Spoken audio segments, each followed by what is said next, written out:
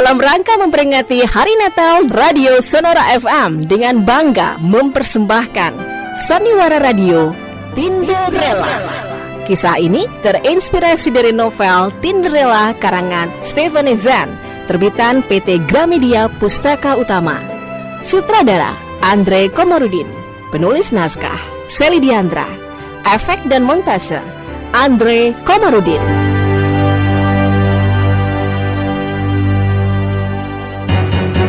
That's the point. 9 tahun, Nek. Aduh, sudah nunggu tuh lekong selama 9 tahun. Sadar dong. Cerdas dikit bisa kan? Catat 9 tahun. Masih kurang. Sementara tuh lekong udah gonta-ganti pacar berapa kali. Coba.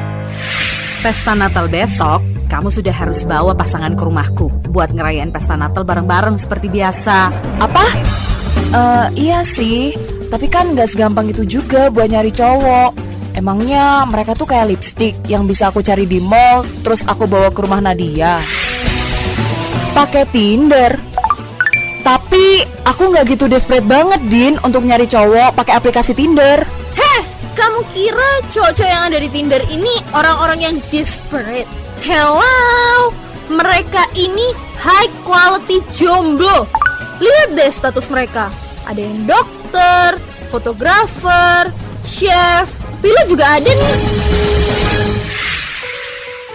You are my Tinderella. What? Iya, kamu tahu kan kisah Cinderella but on Tinder. So it's Tinderella. Karena tiba-tiba saja kamu menghilang dari Tinder. Dan satu-satunya petunjuk atau sepatu kaca yang kamu tinggalkan adalah kamu mungkin seorang sosial media influencer bernama Isabella Tamrin. Dari situlah aku mulai berusaha melacak kamu.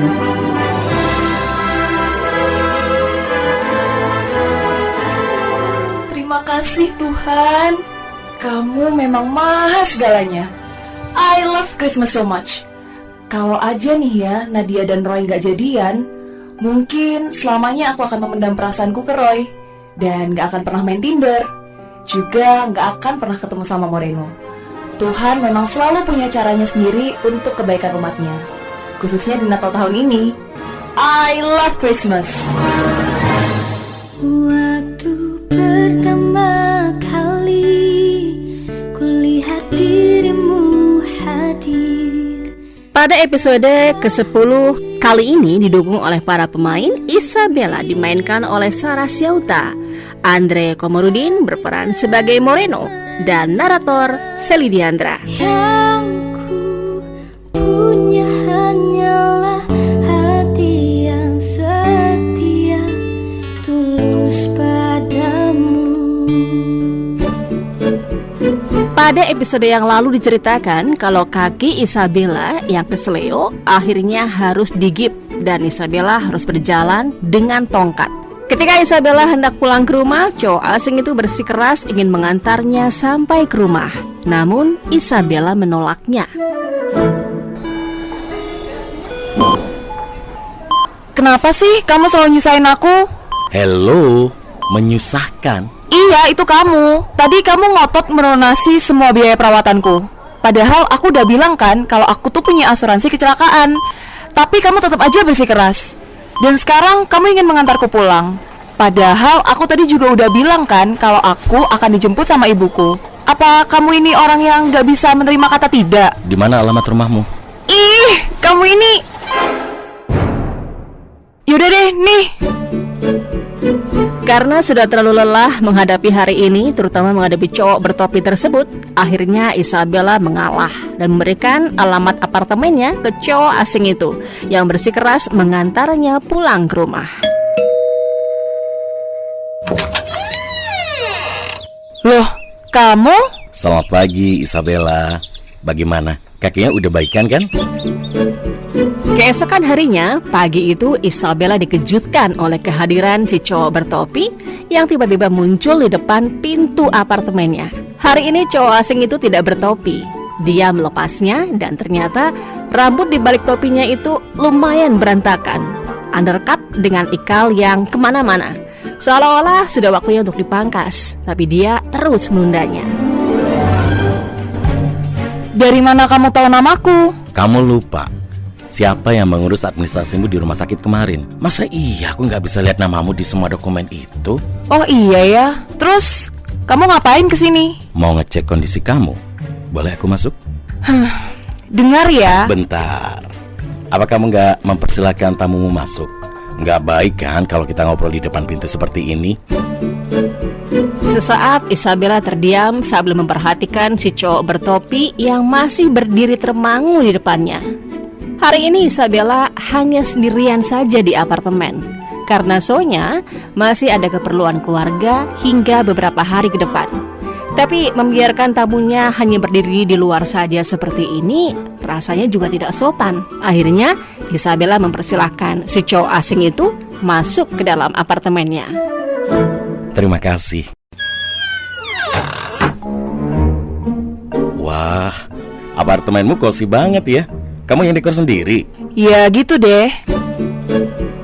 Isabella berusaha mengikuti cowok asing yang sudah masuk ke dalam apartemennya sambil berjalan tertatih-tatih dengan tongkatnya.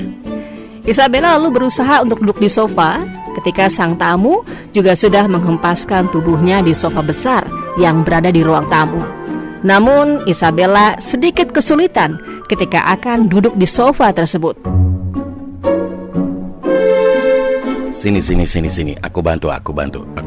Nggak usah. Aku bisa kok. Kalau kamu bisa, kamu gak akan kesulitan seperti ini. Ayolah, sini. Sumpah ya, nih cowok bebal banget ternyata. Sepertinya dia ini pantang untuk ditolak. Dasar Mister Bebal. Tapi lumayan juga sih. Aku jadi lebih mudah berjalan setelah dibantu sama dia. Ya, bolehlah. Isabella akhirnya hanya bisa terdiam sambil menggerutu dalam hati ketika si cowok asing itu tidak menggubris protesnya. Namun sedetik kemudian Isabella malah merasa bersyukur karena telah dibantu oleh si cowok bertopi yang dijulukinya dengan Mr. Bebal.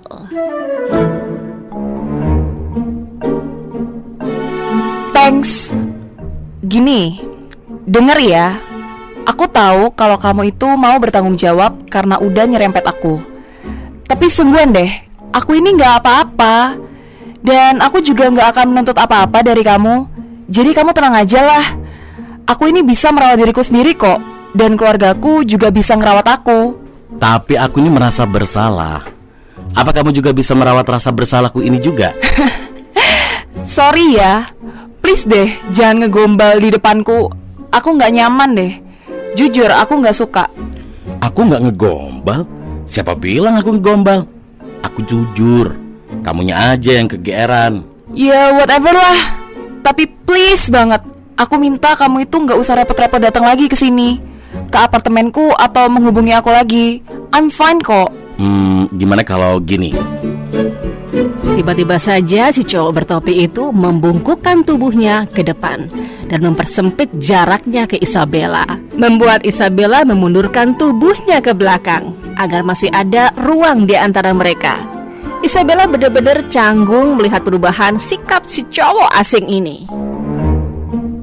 Gini, maksudku, aku akan available 24 jam dalam seminggu untuk nolongin kamu, apapun itu, kemanapun, sampai kamu sembuh seperti sedia kala. Kalau kamu butuh mau diantarkan kemana, aku siap.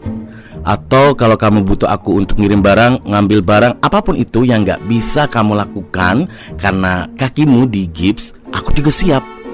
Dan aku janji, setelah kakimu sembuh, aku gak akan ganggu kamu lagi. Gimana?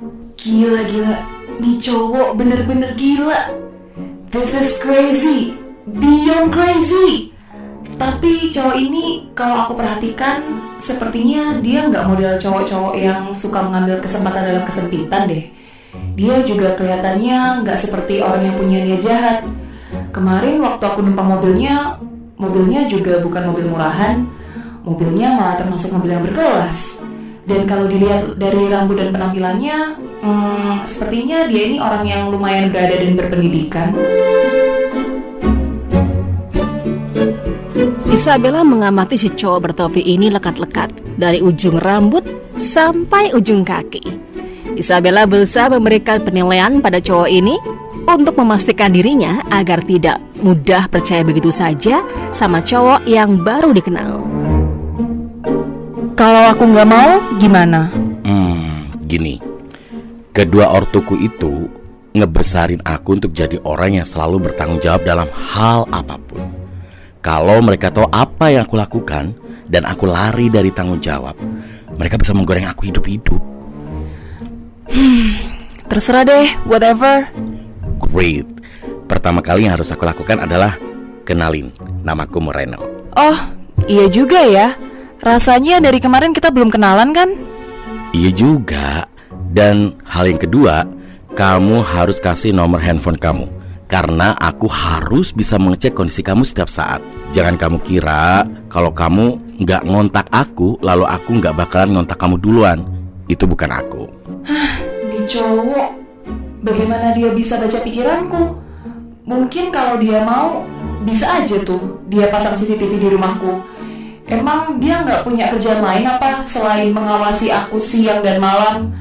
Oh Tuhan, kenapa kamu kenalin cowok kayak gini sih ke aku? Waktu pertama kali Isabella dihadapkan pada sebuah pilihan yang sulit karena dirinya harus menerima semua syarat dari cowok yang bernama Moreno, yang selalu menggunakan alasan bertanggung jawab dan tidak suka mendapat penolakan.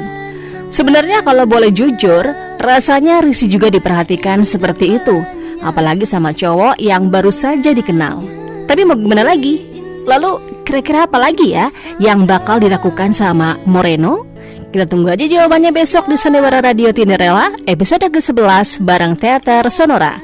Saya Seli Diandra pamit, sampai jumpa.